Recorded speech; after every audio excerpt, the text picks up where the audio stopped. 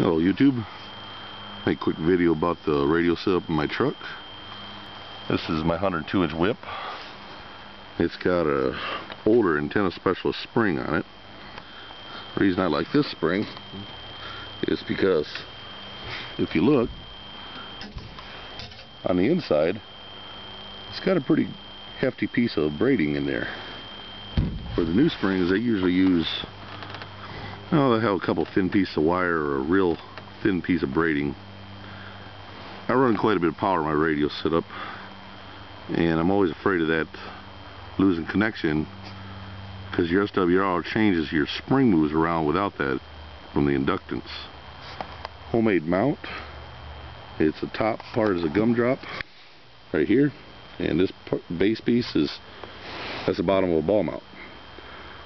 What I had to do is rip the PL connector out of the gumdrop, and that left the threaded female brass connector in there, which the spring will screw into, and at the bottom I've got a stainless steel bolt going into it.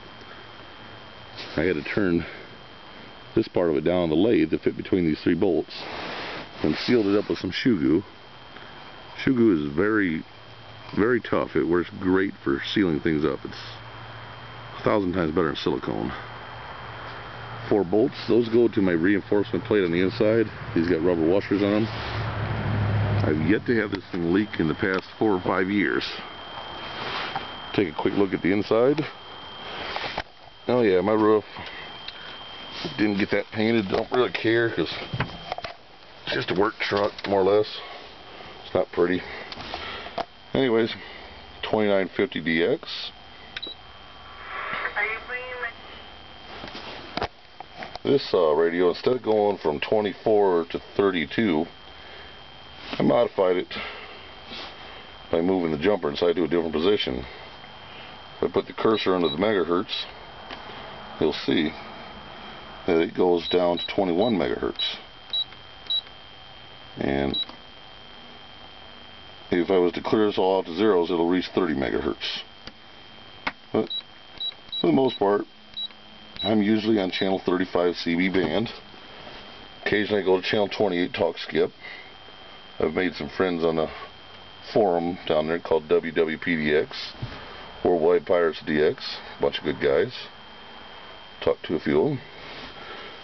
My little Uniden 16 channel scanner. Nothing spectacular, but you know, it does the work. Picks up local stations.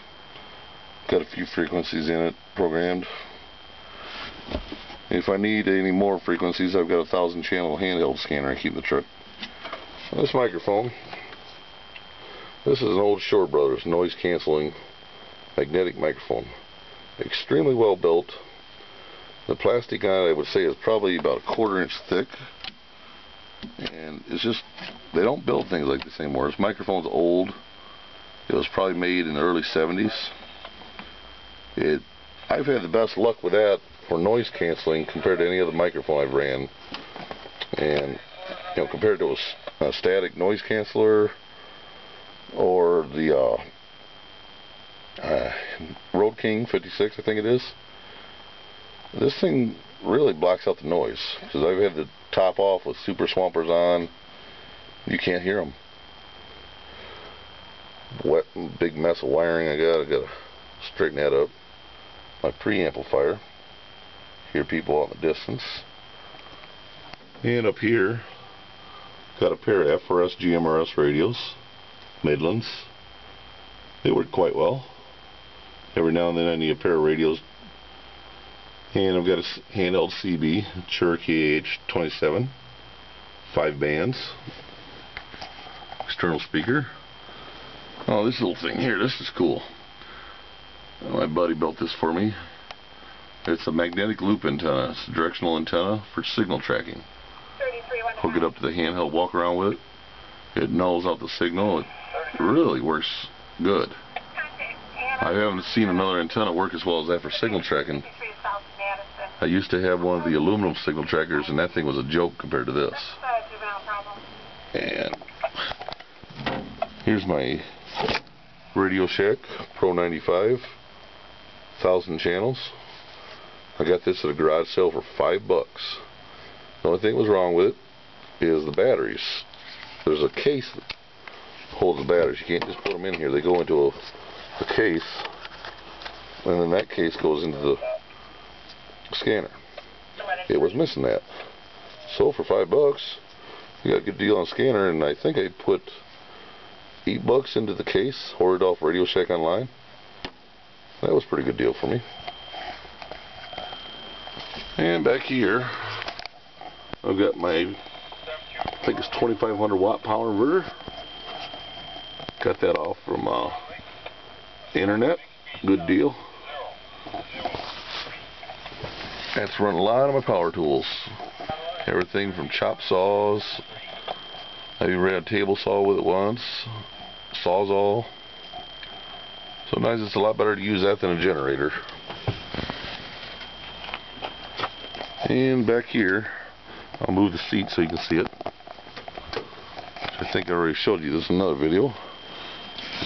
Texas Star 1600, called, some people call it Sweet 16, and that's an 8-pill amplifier, class AB1. This one's got a switch in the bottom, so you can convert it to class C with a flip of a switch. Don't run it very hard. You know, I keep a quarter's potential on the dead key, so it'll swing up.